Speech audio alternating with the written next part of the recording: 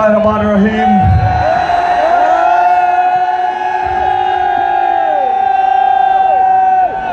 इय्याका नअबुदु व इय्याका नस्तईन। मेरे 18,000 के नौजवानों, बुजुर्गों और खास तौर पे जो मेरी बहनें आई हुई हैं, मैं सबसे पहले अब सबसे माजरत चाहता हूं कि मैंने आना था जहाज से और रास्ते में मौसम की खराबी की वजह से जहाज ना आ सका, तो मैं इस्लामाबाद से बाय रोड आपके पास पहुंचा हूं। तो मैं माजरत चाहता हूं, आपको इंतजार करनी पड़ेगी।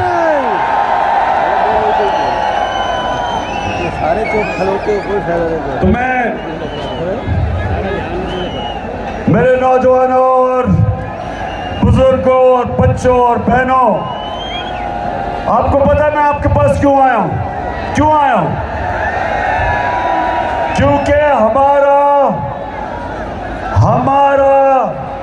जो नुमाइंदा था, जिसको आपने वोट दी थी, वो लोटा हो गया।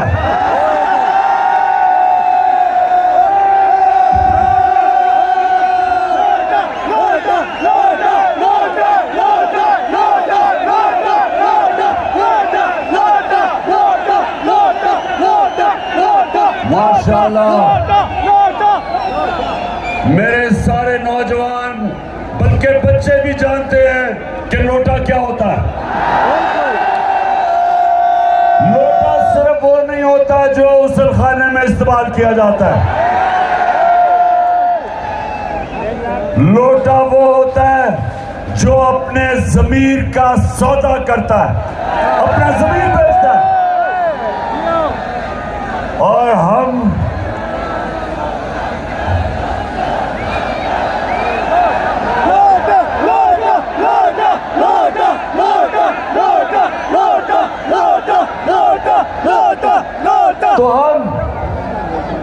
सारी पाकिस्तान की कौम गैरतमंद कौम है। हम वो कौम है, सब गौर से सुन लो, वो दुनिया के सबसे अजीम लीडर इंसान मोहम्मद मुस्तफ़ा नबी सल्लल्लाहु अलैहि वसल्लम, हम उसकी उम्मत हैं।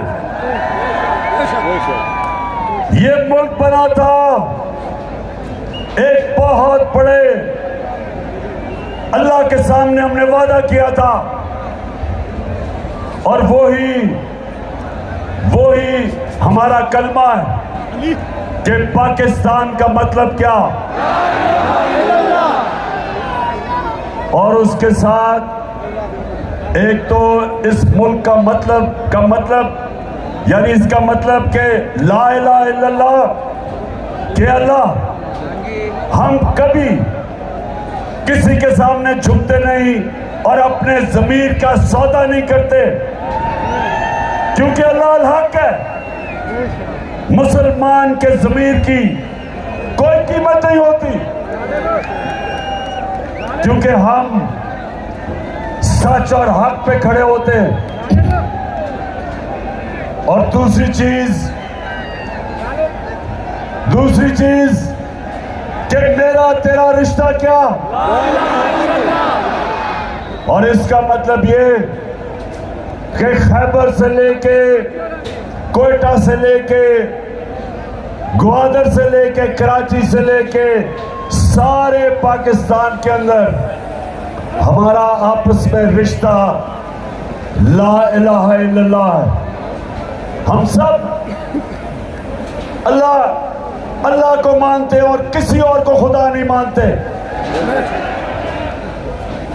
लोगों की मुख्तलिफ ज़बानें हैं, सिंधी, पश्तो, उर्दू, पंजाबी, बलोच, लेकिन हमारा रिश्ता सिर्फ जो नारे पे पाकिस्तान बना था, ला इलाहा इल्लल्लाह, ये हमारा रिश्ता है सबका, चाहे गरीब हो चाहे अमीर हो, कमजोर ताकतवर, हमारा रिश्ता ये है। लेकिन लेकिन मेरे 18,000 के लोगों, हम इसको पहचान नहीं सके, इस रिश्ते को नहीं पहचान सके। और यही वजह है कि ये मेरा मुल्क आज एक अजीम मुल्क नहीं बन सका।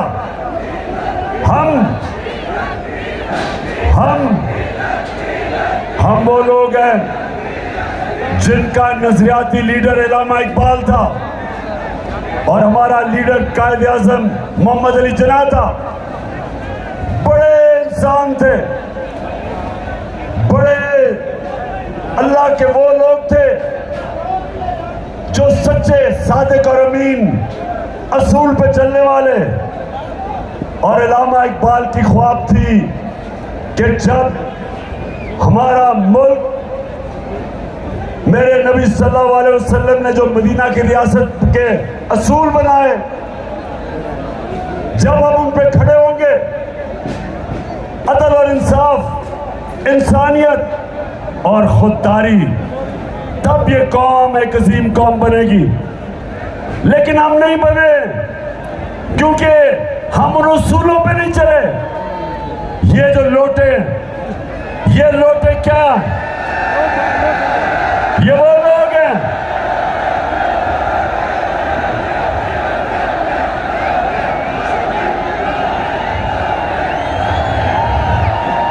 लोटे, वो हैं जो पैसे लेके अपनी, जिन लोगों से, हल्के के लोगों से वोट लेके आए, पैसे लेके उन लोगों की वोट बेचते हैं।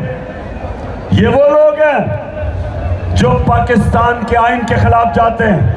ये वो लोग हैं जो उस मुल्क से गद्दारी करते हैं। एक अमरीकी साजिश का हिस्सा बन के 22 करोड़ पाकिस्तानियों की मुंतखब हुकूमत को ये गिराते हैं साजिश के तहत, पैसे लेके। और इनके साथ इस मुल्क के मीर जाफर और मीर सादिक मिल जाते हैं और मिलके एक अमरीकी साजिश के तहत पाकिस्तान के बड़े बड़े डाकुओं को मुल्क पे मुसल्लत कर देते हैं।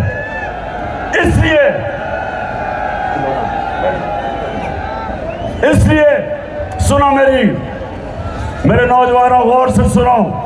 इसलिए ये इतवार को जो इलेक्शन आ रहा है, ये हमारे मुल्क के मुस्तकबिल का फैसला करेगा।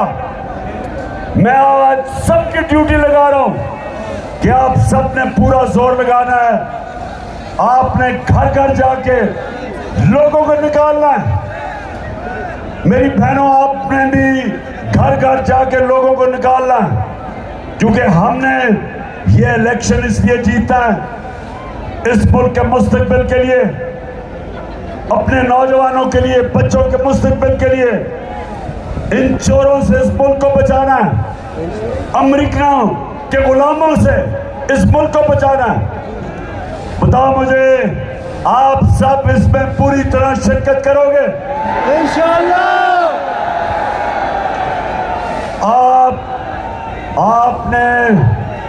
आपने सिर्फ खुद नहीं निकलना, आपने घर घर जाके लोगों को इन लोटों के खिलाफ निकालना है इंशाअल्लाह। और मेरी बहनों, आपने भी, और खास तौर पे औरतों के पोलिंग स्टेशन के ऊपर ये धांधली करते हैं, आपने खास तौर पे औरतों के पोलिंग स्टेशन को संभालना है। अब देखिए हमारा मुल्क का हाल, जरा सुने मेरी बात, कि हम इस वक्त इलेक्शन में, हमें तो सिर्फ, अगर ये बाहर इलेक्शन होता, यूरोप में इलेक्शन होता, अमेरिका में इलेक्शन होता, ऑस्ट्रेलिया में होता, तो इस वक्त हम सिर्फ एक चीज सोच रहे होते कि हमने लोगों को निकालना कैसे है, वोट कैसे दिलवानी है। लेकिन हम क्या सोच रहे हैं आज, कि कैसे हमने ये नून लीग डाकुओं की धांधली, कैसे अपने वोटों को इनकी धांधली से कैसे बचाना है। ये हमारा लोग सारा वक्त हम बैठे हैं, अपने पोलिंग एजेंट्स को बता रहे हैं कि कैसे आपने धांधली रोकनी है, किन तरीकों से ये धांधली करते हैं औरतों के पोलिंग स्टेशन पे, कैसे ये पैसे देते हैं रिटर्निंग ऑफिसर को, कैसे ये जाली वोट डालते हैं, कैसे ये डबल स्टैंप लगवा के तो किसी को हराते हैं। सारी चीजें हमारे पोलिंग एजेंट्स की तैयारी करवा रहे हैं कि इनकी धांधली रोको, क्योंकि इस वक्त हमारा मुकाबला ये नोटों से नहीं है। सिर्फ हमारा मुकाबला ये नून लीग वो लीग है जिसने कभी भी, नून लीग का मतलब नवाज शरीफ की लीग, इसने कभी अपनी जिंदगी में कोई चीज ईमानदारी से की नहीं। आज से 40 साल पहले ये जमाना में क्रिकेट खेलता था, वहां भी अपना पैर खड़ा करता था। सारा बिजनेस जो भी उन्होंने पैसा बनाया 2 नंबर करप्शन, इक़्तिदार में आके, जितनी देर मैं इक़्तिदार में रहा 3.5 साल, अब तक नवाज शरीफ ने 18 फैक्ट्रियां बना ली थी।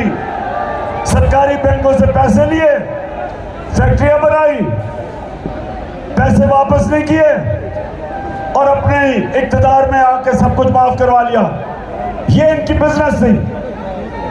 और उससे हुआ क्या? बिल्कुल चोर है ये।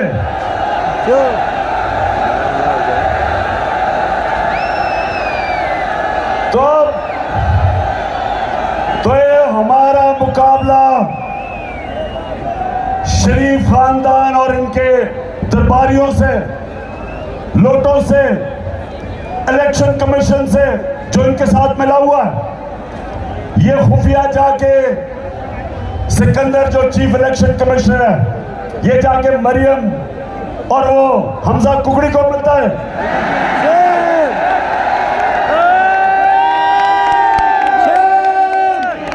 छुपके मिलता रहा है।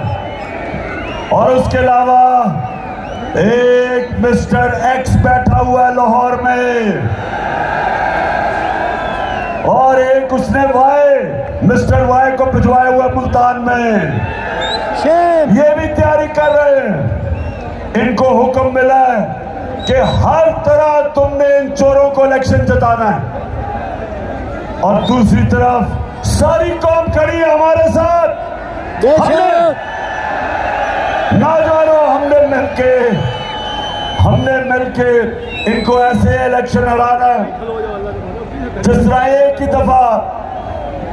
ही दफा हिंदुस्तान के अंदर पाकिस्तान टीम हिंदुस्तान में मैच जीती, जब पाकिस्तान का कप्तान इमरान खान था और उनके एम्पायरों के बावजूद जीत गया है।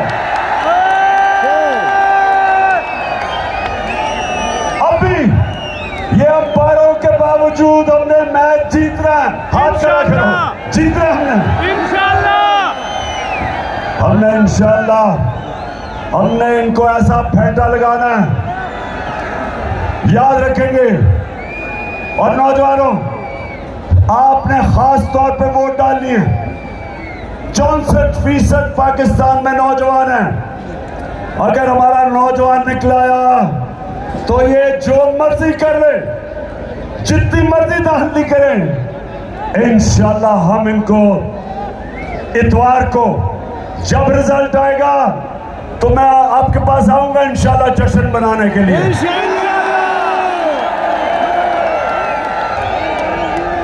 मैंने बड़ी कोशिश की जब मैं हुकूमत में था कि हम साफ और शफाफ इलेक्शन करवाएं पाकिस्तान में। मैंने 2.5 साल से कोशिश करता रहा कि इलेक्ट्रॉनिक वोटिंग मशीन पाकिस्तान में लेके आए। इलेक्ट्रॉनिक वोटिंग मशीन क्या होती है? जैसे ही दबाते रहते हैं बटन, जिस तरह आप मार्केट में जाते हैं, आप सब्जी खरीदते हैं या चीजें खरीदते हैं, वो दबाता है और फिर वो आखिर में बटन दबाता है, रिजल्ट आ जाता है, पैसे आ जाते हैं, कितने पैसे। उसी तरह इलेक्ट्रॉनिक वोटिंग मशीन हिंदुस्तान में भी है। ईरान में भी है। हमने बड़ी कोशिश की कि यहाँ भी अगर इलेक्ट्रॉनिक वोटिंग मशीन आ जाएगी तो ये जो सारा जो धांधली का निज़ाम है, हम भी दुनिया की तरह साफ और शफाफ इलेक्शन करवाएंगे। लेकिन ये जो दो खानदान पिछले 35 साल से पाकिस्तान पे मुसल्लत है, इन्होंने 32 साल मिलकर दोनों ने हुकूमत की है। इन दोनों ने हर जगह जाली वोटें बनाई हुई हैं। जितनी भी मैंने कोशिश की, इन्होंने इलेक्ट्रिक वोटिंग मशीन की पूरी मुखालफत की और इनके साथ मिल गया चीफ इलेक्शन कमिश्नर, इसने भी पूरी मुखालफत की। हालांकि इलेक्शन कमीशन का तो काम है साफ और शफाफ इलेक्शन, उसने भी पूरी कोशिश की और ना आने दी इलेक्ट्रॉनिक वोटिंग मशीन, सिर्फ इसलिए कि ये इजाजत दे, मौका दे धांधली का। और वो भी लोग जो पावर में बैठे हैं इस मुल्क में बड़ी देर से, वो भी जो इलेक्शन को देखते हैं कि जिधर मर्जी रिजल्ट करवा दे, उन्होंने भी नहीं मशीन आने दी। और उसका नतीजा आज ये है कि हमारा सारा वक्त लग रहा है कि हमने इस इलेक्शन में इतवार को इनकी धांधली कैसे रोकनी है, ये हमारा सारा वक्त लग रहा है। ये हमारे मुल्क के लिए बाइस शर्म है। वो मुल्क, वाहिद मुल्क जो इस्लाम के नाम पे बना था, और हमारे मुल्क में ये सारी कौम के सामने जो भी इलेक्शन होता है, जो भी 1970 के इलेक्शन के बाद जो इलेक्शन होता है उसमें धांधली होती है, या जो हारने वाला है वो मानता नहीं इलेक्शन। इसलिए मैंने कोशिश की थी, क्योंकि मैं वो कप्तान था जो क्रिकेट की 200 साल तारीख में पहला कप्तान था जो न्यूट्रल अंपायर लेके आया। उसी तरह